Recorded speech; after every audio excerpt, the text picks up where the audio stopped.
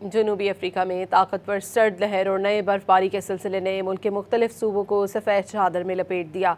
मगरबी केप से लेकर फ्री स्टेट तक शदीद सर्दी और बर्फबारी के बायस कई रास्ते बंद कर दिए गए हैं।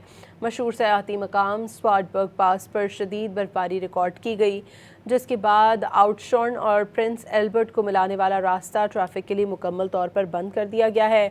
खोसबालो नताल सूबे के इलाके हाउक और अंदरूनी मिडलैंड्स में भी बर्फबारी के सहर अंगेज मनाजिर देखने में आए हैं, जहां बर्फ की सफ़ेद चादर पर बच्चों और मकामी शहरियों को खुशी से खेलते हुए देखा गया। जनूबी अफ्रीका में ताकतवर सर्द लहर और नए बर्फबारी के सिलसिले ने मुल्क के मुख्तलिफ सूबों को सफ़ेद चादर में लपेट दिया। मगरबी केप से लेकर फ्री स्टेट तक शदीद सर्दी और बर्फबारी के बायस कई रास्ते बंद कर दिए गए हैं।